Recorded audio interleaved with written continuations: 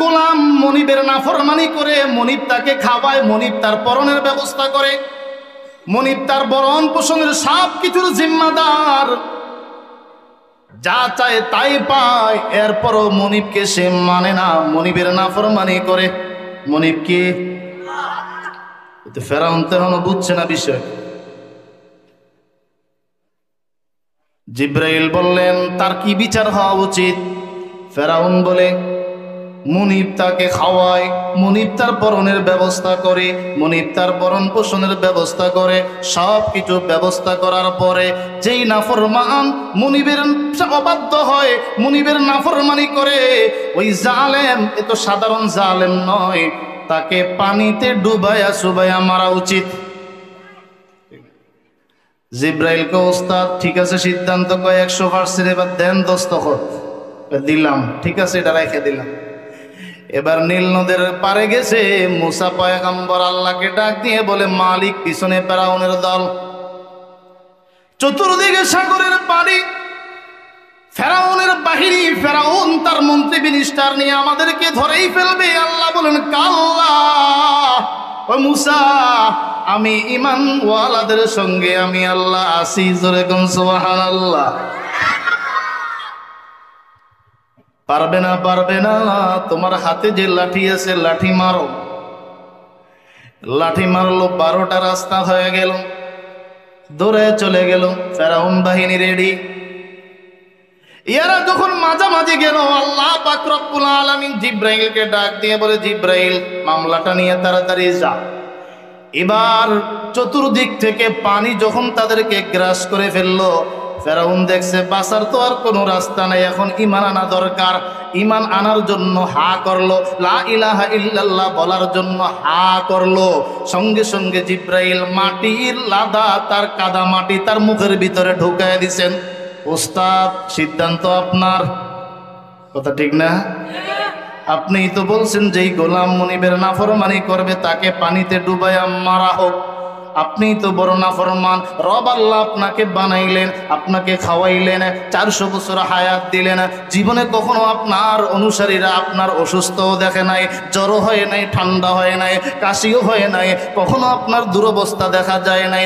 এত কঠিন, এত দামি দামি নেয়ামত পাওয়ার পরেও আপনি মুনিবের নাফরমানি করেছেন। সিদ্ধান্ত আপনার, পানিতে ডুবাইয়া সুবাইয়া মারতে হবে, সিদ্ধান্ত আপনার। ঠিক না বেঠিক?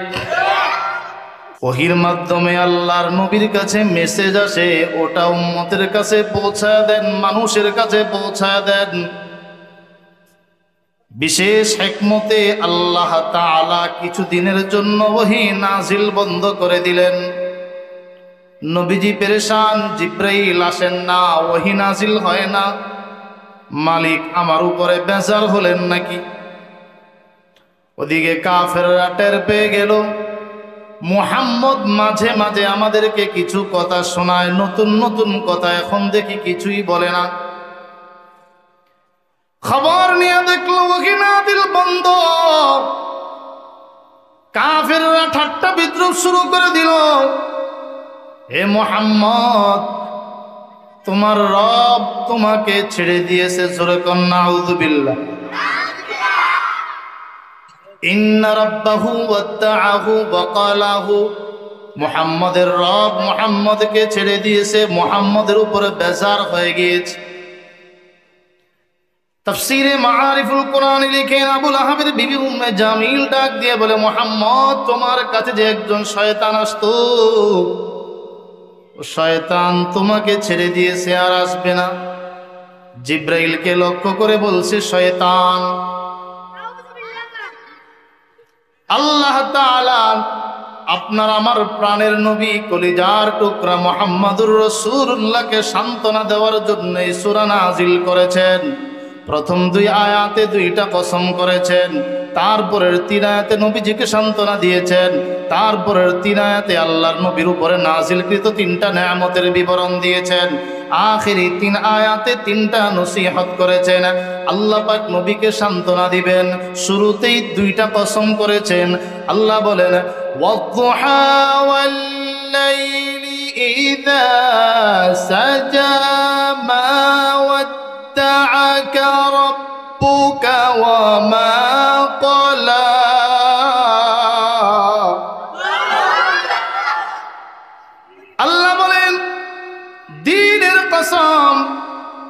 রাতের কসম, যখন রাত অন্ধকারাচ্ছন্ন হয়, দুইটা কসম করে রব্বুল আলামিন বলেন, মা ওয়াদ্দাআকা রাব্বুকা ওয়া মা ক্বালা। আপনার রব আল্লাহ আপনাকে ছেড়ে দেননি, আপনার উপরে তিনি বেজার হননি। জোরে কোন সুবহানাল্লাহ। আরো জোরে নবীর মুহাব্বতে ডাক দিয়ে বলেন সুবহানাল্লাহ। আপনার রব আল্লাহ আপনাকে ছেড়ে দেননি, আপনার উপরে তিনি বেজার হননি। না হতে তুম না হতে খিলকাতে আরদ সামা হো, আপনি না হলে আসমান সৃষ্টি হতো না, আপনি না হলে জমিন সৃষ্টি হতো না। আপনার জন্যই দুনিয়া, আপনার জন্যই আখেরাত, আপনার জন্যই সবকিছু। আমি আল্লাহ আপনাকে এতটা মুহাব্বত করি। আরশে আজিমের মাঝে এক পাশে লেখা লা ইলাহা ইল্লাল্লাহ, আরেক পাশে লেখা মুহাম্মাদুর রাসূলুল্লাহ। ৬ লক্ষ পয়গম্বর কারো নাম আমার পাশে নাই, একমাত্র আপনার নামটাই আমি বাছাই করে লিখে দিয়েছি আরশে আজিমের মাঝে, মুহাম্মাদুর রাসূলুল্লাহ। আমি আল্লাহ আপনাকে এতটা মুহাব্বত করি, আমি আল্লাহ আপনাকে এতটা মুহাব্বত করি। আমার আলোচনা যেখানে আপনি নবীর আলোচনা, সেখানে আজানের মাঝে আমার আলোচনা, ওই আজানের মাঝে আপনি নবীর আলোচনা। মুমিন নামাজ পড়বে, আপনার উপরে দুরূদ পাঠ করবে। আপনার উপরে দুরূদ না পড়লে মুমিনের নামাজটা পরিপূর্ণ হয় না। মুমিন মসজিদের মিম্বার থেকে আপনি নবীকে স্মরণ করবে। মুমিন ওয়াজ মাহফিল কায়েম করে আপনি নবীর প্রশংসা করবে। আমার আলোচনা যেখানে আপনি নবীর আলোচনা সেখানে, আপনি নবীর আলোচনা জমিনে, আপনার আলোচনা আসমানে, আপনার আলোচনা কুল কায়নাত গোটা পৃথিবীর মাঝে। আপনার জন্যই সব কিছু। আপনাকে যদি সৃষ্টি করা না হতো, পৃথিবীর জমিনে আর কোনো কিছু সৃষ্টি করা হতো না। জোরে কোন ঠিক কিনা? करीम सजाया जमील शियम नबीउल बराया शफीउल उम्म इमाम रसूल पेशवाए सबील अमीन खुदा महबत जिब्राइल शफीउल वरा खाजाए बात नशर इमामुल हुदा सदरी दीवाने हशर। कियामत যখন কায়েম হবে, লক্ষ কোটি আমার বান্দা বান্দিরা হিসাবের জন্য তারা অস্থির হয়ে যাবে। সূর্য মাথার উপরে চলে আসবে, জমিনটা তামার। এ হাসরের ময়দানে থাকার কোনো পরিবেশ নাই। আদম আলাইহিস সালামের কাছে যাবে, গিয়ে বলবে, পয়গম্বর আদম, আপনি আমাদের বাবা। আর এই কঠিন পরিস্থিতি সহ্য হচ্ছে না। রবকে বলেন ঠিকানা জান্নাত হবে আর জাহান্নাম হবে, যেটা হবে মেনে নিব। তবে কঠিন পরিস্থিতিতে থাকার কোনো উপায় নেই। সূর্য মাথার উপরে, মাথার মগজগুলো টকবক টকবক করতে থাকবে। আদম আলাইহিস সালামের কাছে যাবেন, আপনি একটু রবের কাছে সুপারিশ করেন, আল্লাহ তাআলা যেন দ্রুত হিসাবের কার্যক্রম শুরু করে দেন। আদম নবী বলবেন, আমি আর উপযুক্ত নয়, আমি বড় আশঙ্কায় আছি। তোমরা নূহ পয়গম্বরের কাছে যাও, তিনিও বলবেন, আমি আর উপযুক্ত নয়। যাও ইব্রাহিমের কাছে যাও, তিনি পাঠায় দিবেন মূসা পয়গম্বরের কাছে। সেই কঠিন মুহূর্তে মূসা আলাইহিস সালামও বলবে, আমি নিজেও নিজেকে নিয়ে শঙ্কিত, আমি পারবো না। ঈসা পয়গম্বরের কাছে যাও। বুখারী শরীফে লম্বা হাদিস, মুসলিম শরীফে লম্বা হাদিস এসেছে। ঈসা আলাইহিস সালাম বলবেন, ডানে বামে তাকায় আর দৌড়াদৌড়ি করে কোনো লাভ নাই। এমন একটা জায়গার সন্ধান দিয়ে দেই যেখানে গেলে তোমাদের লাভ হবে, যার কথা মালিক আজকে শুনবেন, যার সুপারিশ আজকে কবুল করা হবে, তিনি হচ্ছেন মুহাম্মাদুর রাসূলুল্লাহ সাল্লাল্লাহু আলাইহি ওয়াসাল্লাম। তিনি হচ্ছেন আপনার আমার নবী মুহাম্মাদুর রাসূলুল্লাহ। আজকে নবীর উম্মত দাবি করি, কিন্তু নবীর মুহাব্বত আমাদের মাঝে নাই, নবীর আদর্শ আমাদের মাঝে নাই। নবীর উম্মত দাবি করি, নবীর উপরে কোরআন নাজিল হয়েছে, কোরআন মানতে রাজি নয়। ভারত, ইসরায়েল, আমেরিকার কৃষ্টি কালচার আমার ভিতরে, আমার পরিবারের মাঝে দাবি করি মুহাম্মাদুর রাসূলুল্লাহর উম্মত, কিন্তু নবীর আদর্শের সাথে আমাদের পারিবারিক ব্যক্তিগত জীবনের আদর্শের কোনো মিল নেই। ওই নবীর সুপারিশ ছাড়া কিয়ামতের ময়দানে হিসাব শুরু হবে না। ওই নবীর সুপারিশ ছাড়া কেউ জান্নাতে যেতে পারবে না। জান্নাত বিশাল লম্বা বড়, ওই জান্নাতের আগে হলো জাহান্নাম। আপনি জান্নাতে যাবেন, জাহান্নাম পাড়ি দিয়ে আপনাকে জান্নাতে যেতে হবে। ওই জাহান্নামের উপরে একটা ব্রিজ বানানো হয়েছে, নাম হলো ফুলসেরাত। কি কথা ঠিক না বেঠিক? ওই ফুলসেরাত চুলের থেকে চিকন, চাকুর থেকেও বেশি ধারালো। 30,000 বছরের দূরত্ব। আমল যার যত ভালো হবে, মুআমালা তার সঙ্গে তত ভালো হবে। ঈমানওয়ালা, আমলওয়ালা বিদ্যুতের গতিতে ফুলসেরাত পার হয়ে আল্লাহর জান্নাতে চলে যাবে। সুবহানাল্লাহ। আরো আস্তে কোন মহিলারা শুনবো। আমার আপনার আমল নামায় যদি কোরআনের আমল না থাকে, নামাজের আমল না থাকে, পর্দার আমল না থাকে, এটা কোরআনের বাগান, জান্নাতের বাগান পাওয়ার পরও যদি এই মজলিসটা ভালো না লাগে, বুঝতে হবে আপনার আমার কলবটা নাপাক হয়ে গিয়েছে। ঠিক না বেঠিক? ফেরেশতারা ডাকে, জান্নাতের বাগানে আসো। আজকের দিনের জন্য এই মজলিসের চাইতে দামি কোনো মজলিস নেই। আর শয়তান, ইবলিস, শয়তানগুলো কোরআনে মাহফিল থেকে মানুষগুলোকে বাধা দিয়ে রাখে। যাবা তো যাবা, আখিরি মুনাজাতের আগে গেলেও হবে, একটু মেলায় ঘুরো। ঠিক না বেঠিক? এটাই হলো মালিকের কুদরতি খেলা। যার জন্য আল্লাহ জান্নাত বানাইছেন, কার জন্য আল্লাহ জান্নাত বানাইছেন সেটা নির্ধারিত, কার জন্য আল্লাহ জাহান্নাম বানাইছেন সেটাও নির্ধারিত, জান্নাতে কারা যাবে সেটাও নির্দিষ্ট, ফয়সালা হয়ে গিয়েছে। হাদিস শরীফের মধ্যে এসেছে, যার জন্য আল্লাহ জান্নাত বরাদ্দ করেছেন, জান্নাতের কাজগুলো তার জন্য আল্লাহ সহজ করে দিবেন। নামাজ তার কাছে ভালো লাগবে, রোজা তার কাছে ভালো লাগবে, ওয়াজ মাহফিল তার কাছে ভালো লাগবে। জোরে কোন ঠিক না বেঠিক? মসজিদ ভালো লাগবে, মাদ্রাসা ভালো লাগবে। যার জন্য আল্লাহ জাহান্নাম নির্ধারণ করেছেন, মসজিদ ভালো লাগবে না, মাদ্রাসা ভালো লাগবে না, কোরআনে মাহফিল ভালো লাগবে না, ওর কাছে ভালো লাগবে মেলা, ওর কাছে ভালো লাগবে গান বাজনা, তার কাছে ভালো লাগবে সুদ, ঘুষ, গাঁজা, নেশা। জোরে কোন ঠিক কিনা? হিসাব হবে কিয়ামতের ময়দানে।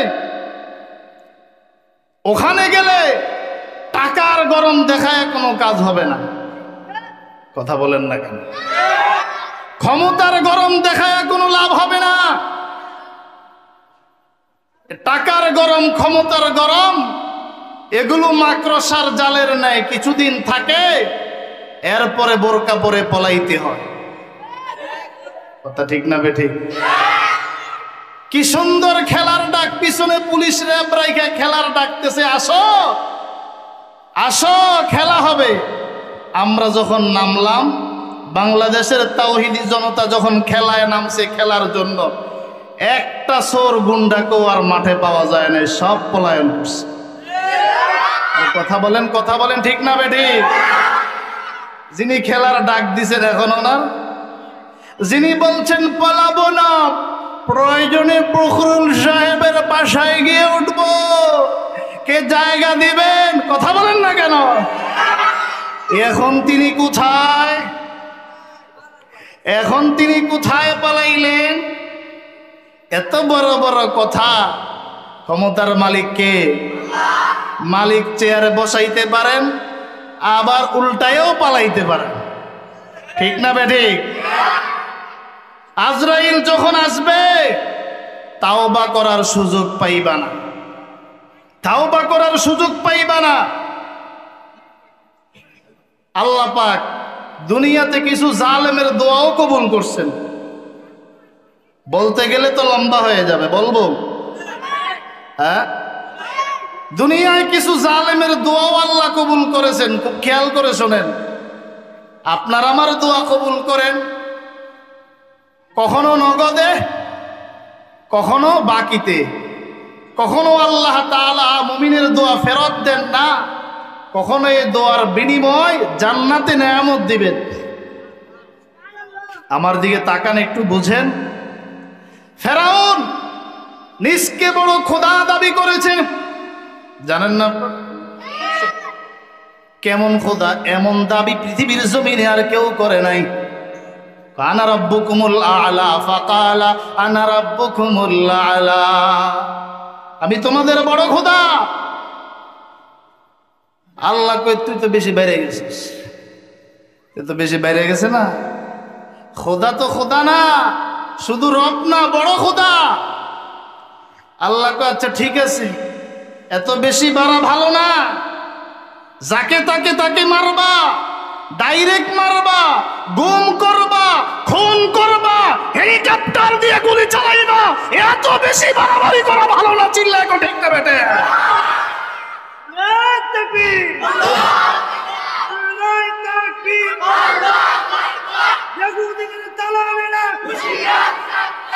রাখেন রাখেন, সময় কম, রাখেন। এত বেশি ভাড়া ভালো না। আল্লাহ ছাড় দেন, ছেড়ে দেন না। কথা ঠিক না বেটি? আল্লাহ ছাড় দেন, ছেড়ে দেন না। আল্লাহ কই তোমার সময় শেষ।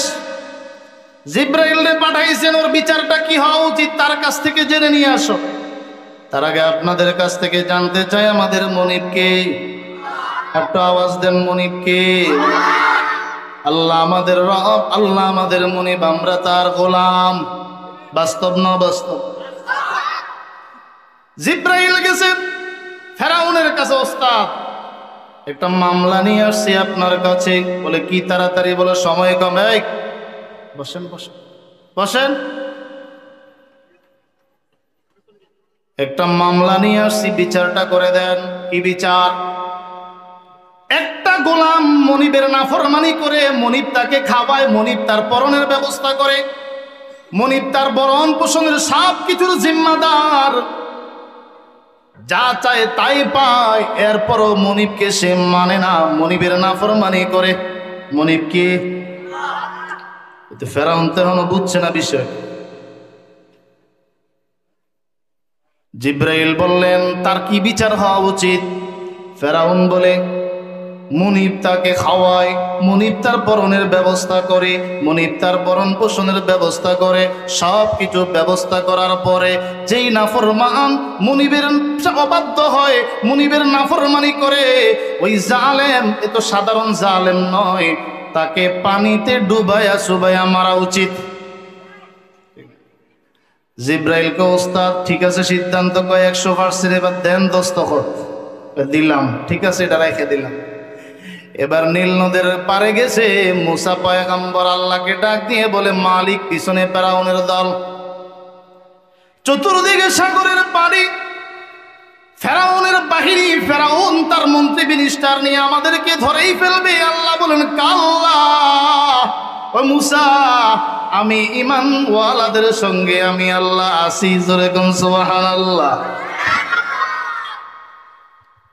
পারবে না, পারবে না। তোমার হাতে যে লাঠি আছে, লাঠি মারো। লাঠি মারলো, 12টা রাস্তা হয়ে গেল, দৌড়ে চলে গেল। ফেরাউন বাহিনী রেডি। ইয়ারা যখন মাঝামাঝি গেল, আল্লাহ পাক রব্বুল আলামিন জিব্রাইলকে ডাক দিয়ে বলে জিব্রাইল, মামলাটা নিয়ে তাড়াতাড়ি যা। এবার চতুর্দিক থেকে পানি যখন তাদেরকে গ্রাস করে ফেললো, ফেরাউন দেখছে বাঁচার তো আর কোনো রাস্তা নাই, এখন ঈমান আনা দরকার।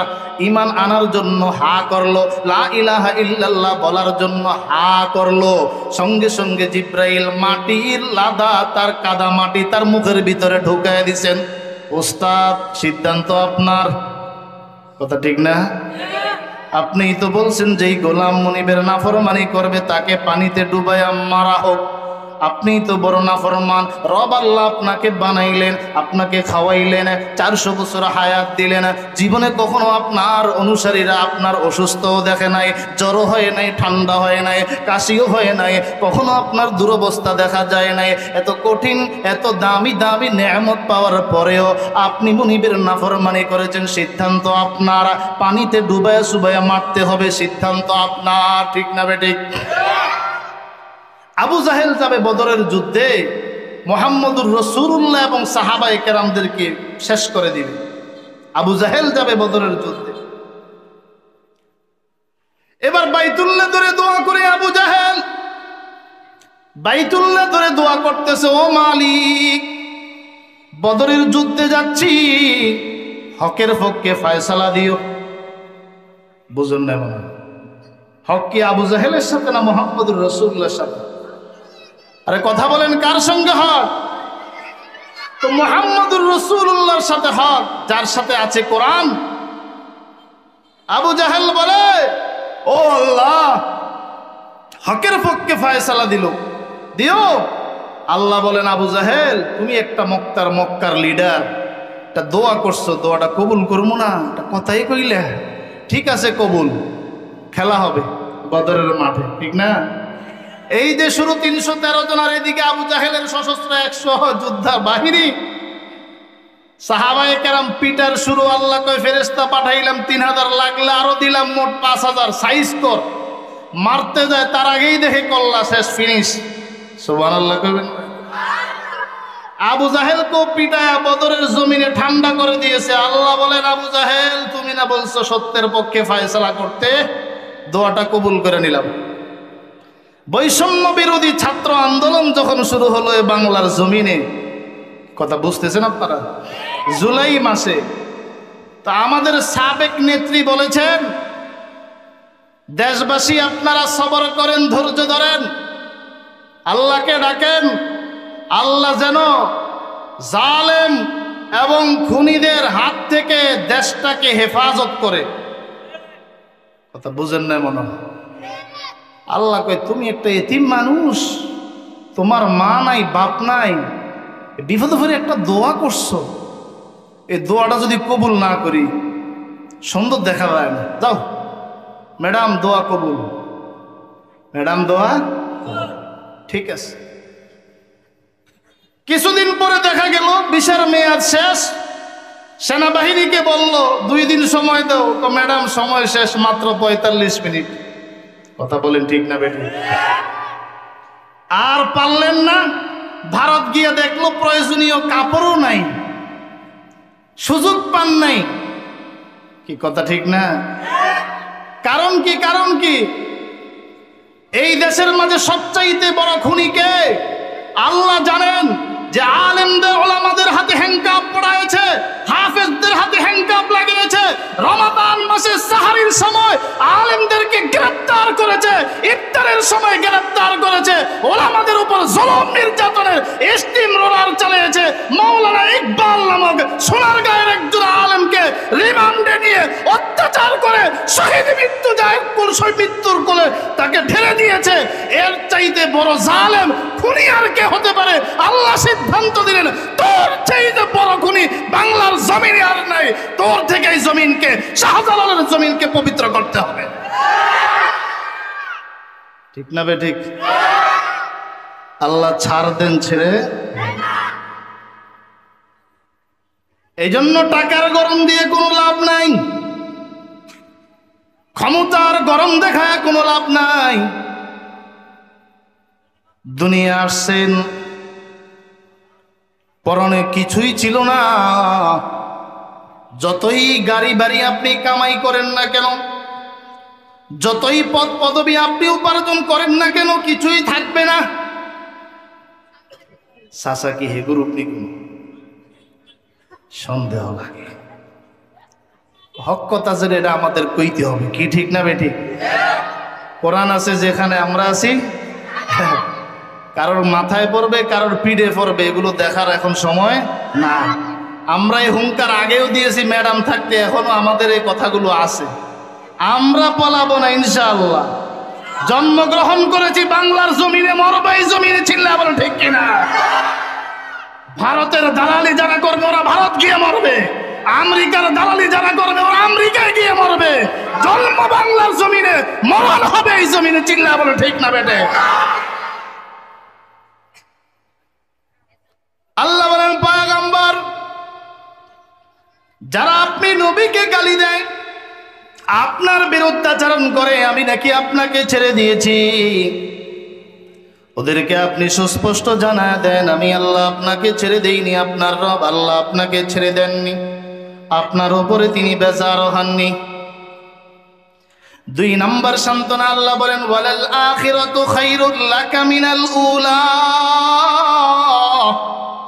আপনার জন্য এই দুনিয়ার জমিন থেকে আখিরাতের জমিনটা বড় ভালো।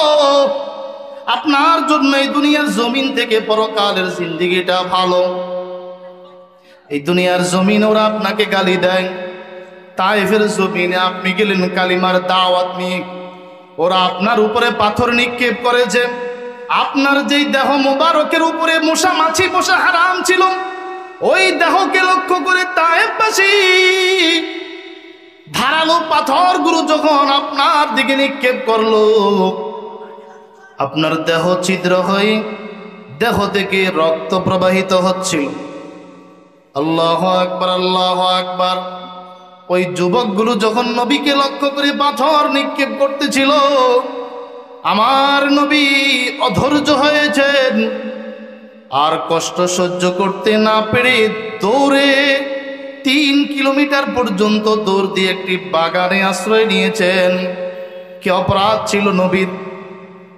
নবী আমার ইতিম, যেই নবী দুনিয়া আসার আগে তার মা বাবা ইন্তেকাল করেছেন, জন্মের 6 বছর পরে মা ইন্তেকাল করেছেন, 8 বছর বয়সে দাদা আব্দুল মুত্তালিব ইন্তেকাল করেছেন। নবী আমার ইতিম, এতিম মানুষটার উপরে এইভাবে নিষ্ঠুর অত্যাচার। আল্লাহু আকবার। আল্লাহ বলেন ওয়ালাল আখিরাতু খায়রুল লাকা মিনাল উলা। আপনার জন্য এই দুনিয়ার জমিন থেকে আখিরাতের জমিনটা ভালো। আপনি একটু সবর করেন, একটু ধৈর্য ধারণ করেন, পরকালেই দেখবে আমার রব কার জন্য জান্নাতের ফয়সালা করেছেন। ওয়ালা সাউফা ইউতিকা রাব্বুকা ফাতারদা। পয়গম্বর আপনি সবর করেন, অচিরে আপনার রব আপনাকে এত বড় দামি নেয়ামত দিবেন, রবের দেওয়া নেয়ামত পেয়ে আপনি নবী খুশি হয়ে যাবেন। অচিরে আল্লাহ তাআলা আপনাকে বদরের বিজয়ী দান করবেন, উহুদ খন্দকের বিজয়ী দান করবেন, খাইবরের বিজয়ী দান করবেন, মক্কা বিজয়ী দান করবেন, আপনি নবী খুশি হয়ে যাবেন। সুবহানাল্লাহ। একটু সবর করেন, একটু ধৈর্য ধারণ করেন। আলাম ইয়াজিদকা ইয়াতীমান ফাআওয়া। পয়গম্বর আমি আল্লাহ আপনার পক্ষে আছি। আল্লাহ কি আপনাকে ইতিম অবস্থায় পান নাই? আল্লাহ আপনাকে ইতিম অবস্থায় পেয়েছেন। আল্লাহ তাআলা আপনাকে আশ্রয় দান করেছেন। ওয়াজাদাকা দাল্লান ফাহাদা। আল্লাহ কি আপনাকে শরীয়ত থেকে গাফেল পাননি? পরে আল্লাহ কোরআন নাজিল করে জান্নাতের পথ দেখাইছেন, সিরাতে মুস্তাকিমের পথ দেখাইছেন, জান্নাতের পথ আল্লাহ আপনাকে দেখাইছেন। ওয়াজাদাকা আইলান ফাআগনা। আল্লাহ কি আপনাকে অভাবী পান নাই? আপনার কিছুই ছিল না। ফাআগনা। আল্লাহ পাক রব্বুল আলামিন খাদিজাতুল কুবরার সম্পদ দ্বারা আপনাকে ধনী বানিয়ে দিয়েছেন। হযরতে খাদিজা তার সম্পদগুলো আপনাকে দিয়ে দিয়েছেন। আল্লাহু আকবার। ফাআগনা বিমালি আবি বকর। আবু বকরের সম্পদ দ্বারা আল্লাহ আপনাকে ধনী বানিয়ে দিয়েছেন। গনিমতের মাল দ্বারা আল্লাহ আপনাকে ধনী বানিয়ে দিয়েছেন। আল্লাহ আপনাকে ধনী বানিয়ে দিয়েছেন। গরিব বানান আল্লাহ, ধনীও বানাইতে পারেন কে? জোরে বলেন, ধনী বানাইতে পারেন কে? সম্পদ, মাল সম্পদ এটা অহংকারের বিষয় না, এটা হলো শুকরিয়া আদায় করার বিষয়। আজকে একজন মানুষ আপনার কাছে হাত পেতেছে, আপনার পকেটে টাকা আছে, বাবা অহংকারী দেখাবেন না। আল্লাহ চাইলে পারতেন এবং এটা পারবেন যে আপনাকে ভিক্ষুক বানায়া তার কাছে আপনার 2টা হাত খুলে দিতে পারেন কি পারেন? আপনাকে আল্লাহ 5 তলা বিল্ডিং এর মালিক বানিয়েছেন, 2 তলা বিল্ডিং এর মালিক বানিয়েছেন, আরেকজন টিন সেট কোকড়ুর মালিক চাইলে পারে আপনাকে তাঁবুর নিচে ঢুকায়া তাকে বিল্ডিং এর মালিক বানাইতে। আল্লাহ চাইলে বেশি দিন লাগে না। কথা বলেন ঠিক না বেঠিক? আল্লাহ চাইলে বেশি দিন লাগে না। আল্লাহু আকবার, আল্লাহু আকবার। দুনিয়ায় আসলাম, পরনে কোনো কাপড় ছিল না, কোনো কিছুর মালিক ছিলাম না। আল্লাহু আকবার। দুনিয়া থেকে যখন যাব, আজকে আমি বড় ফ্যাক্টরির মালিক, আমি কলকারখানার মালিক, আমি অনেক সন্তানের মালিক, আমি ফোন দিলে হাজারো যুবক হাজির হয়ে যায়, আমি ফোন দিলে কয়েক কোটি টাকা হাজির হয়ে যায়। কিন্তু ওই সময়ের কথা একটু স্মরণ করো মুসলমান, যখন আজরাইল আলাইহিস সালাম আপনার আমার সঙ্গে সাক্ষাৎ করবেন, আল্লাহু আকবার, যাররা পরিমাণ তওবা করার সুযোগ দেওয়া হবে না। ইদা জাআজালুহুম লা ইস্তাখিরুনা সাআতান ওয়া লা ইস্তাকদিমুন। কি নিয়ে যাবেন? আল মালু ওয়াল বানুনা জিনাতুল হায়াতিদ দুনিয়া ওয়াল বাকিয়াতুস সালিহাতু খায়রুন ইনদা রাব্বিকা সাওয়াবান ওয়া খায়রুন আমালা।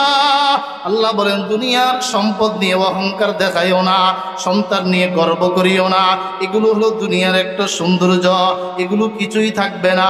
থাকবে ওয়াল বাকিয়াতুস সালিহাত, থাকবে নেক আমল, থাকবে নামাজের আমল, থাকবে রোজার আমল, থাকবে তোমার দুনিয়ার দান খায়রাতের আমল।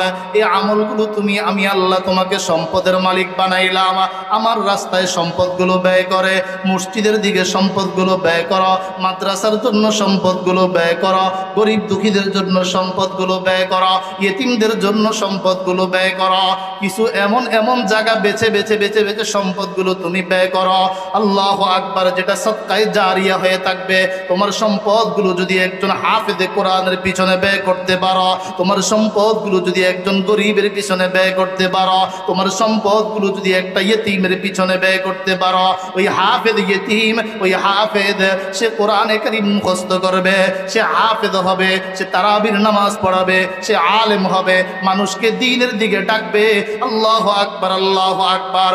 কিয়ামত পর্যন্ত, মরণ পর্যন্ত তোমার উপরে সদকায়ে জারিয়া চলতেই থাকবে। তোমার বাবা দুনিয়ায় নাই, তোমার মা দুনিয়ায় নাই, ওই মৃত মা বাবার কথা একটু স্মরণ করো। নিজের হাতে নিজের মাকে কবরে রাখলা, নিজের হাতে নিজের বাবাকে কবরে রেখেছ, একটু কি চিন্তা করেছ? এই দুনিয়ার এই জমিন থেকে, বাম এলাকা থেকে আমেরিকায় ফোন দিলে ফোনটা রিসিভ হয়, কানাডায় ফোন দিলে ফোনটা রিসিভ হয়, বাড়ির পাশে তোমার মার কবর, তোমার বাবার কবর, একটু খবর নাও তাদের কি অবস্থা।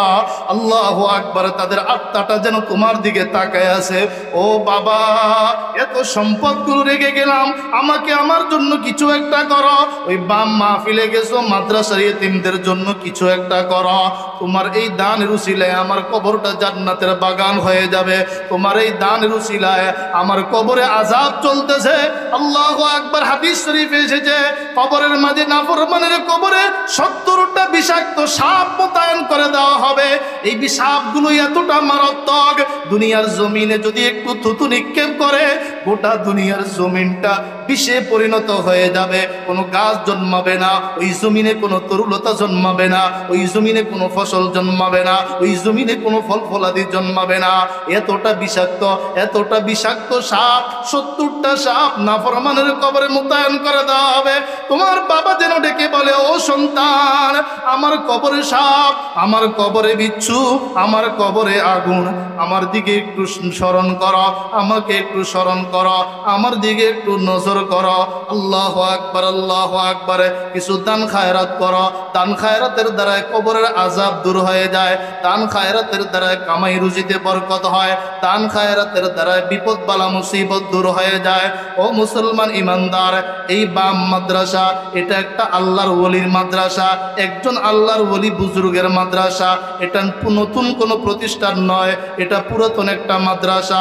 আল্লাহু আকবার। 450 ছাত্র এই মাদ্রাসায় পড়াশোনা করে, অসংখ্য হাফেজ, অসংখ্য আলেম। আল্লাহু আকবার। এই মাদ্রাসায় মেহনত করতেছে। এই মাদ্রাসা থাকুক।